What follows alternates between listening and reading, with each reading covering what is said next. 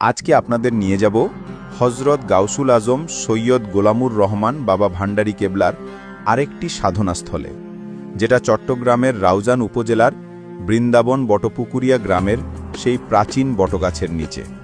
শতাব্দীর পর শতাব্দী ধরে দাঁড়িয়ে থাকা এই বটগাছ কেবল একটি বৃক্ষ নয়, বরং আধ্যাত্মিক সাধনার নীরব সাক্ষী, যেখানে হজরত গাউসুল আজম সৈয়দ গোলামুর রহমান বাবা ভান্ডারী কেবলা দীর্ঘ সময় ধরে আত্মসংযম ও ধ্যানের মাধ্যমে সাধনায় নিমগ্ন ছিলেন।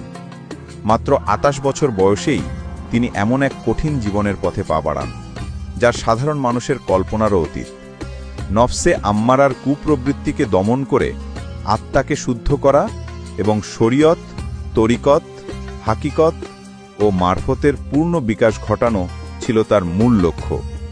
সংসারের মোহমায়া, আরাম আয়েশ কিংবা পার্থিব সুখ স্বাচ্ছন্দ্য তার কাছে কোনো গুরুত্ব বহন করেনি, বরং তিনি তার সমস্ত শক্তি নিয়োজিত করেছিলেন আত্মার উৎকর্ষ সাধনে এবং আধ্যাত্মিক গাউসিয়তের দায়িত্ব গ্রহণের প্রস্তুতিতে।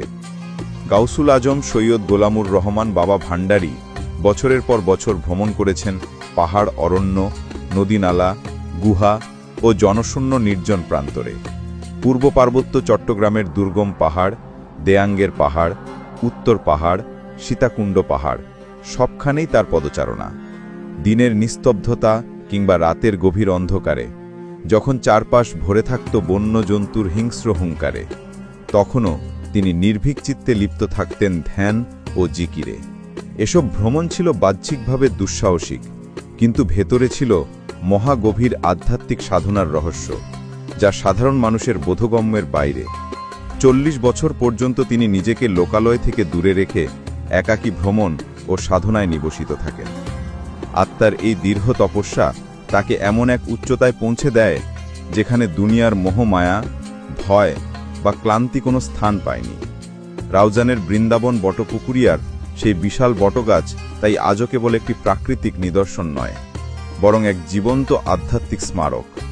এটি আমাদের মনে করিয়ে দেয় বাবা ভান্ডারী কেবলার ত্যাগ, ধ্যান ও ইলাহি প্রেমের মহিমা। আজও ভক্ত অনুসারীরা এই স্থানে এসে শান্তি খুঁজে পান, হৃদয়ে ভরে নেন আধ্যাত্মিক প্রেরণায়। এই বটগাছের ছায়ায় দাঁড়িয়ে যেন অনুভব করা যায় কিভাবে একজন সাধক নিজের জীবন উৎসর্গ করেছিলেন মানবতার কল্যাণ ও আত্মার শুদ্ধির জন্য। তার সাধনার পথ আজও আমাদের শেখায় ত্যাগ, ধৈর্য, অধ্যবসায় আর আল্লাহর প্রতি অটল আস্থা ছাড়া সত্যিকারের ইলাহি প্রেম অর্জন সম্ভব নয়।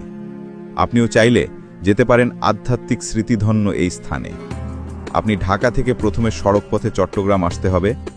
চট্টগ্রাম শহর থেকে রাউজান উপজেলার উদ্দেশ্যে লোকাল বা প্রাইভেট যানে যাওয়া যায়। রাউজান সদরে পৌঁছে স্থানীয়দের সহযোগিতা সহজেই পৌঁছানো যাবে বৃন্দাবন বটপুকুরিয়া গ্রামে, যেখানে অবস্থিত সেই ঐতিহাসিক বটগাছ বাবা ভান্ডারী কেবলারের মহান সাধনাস্থল।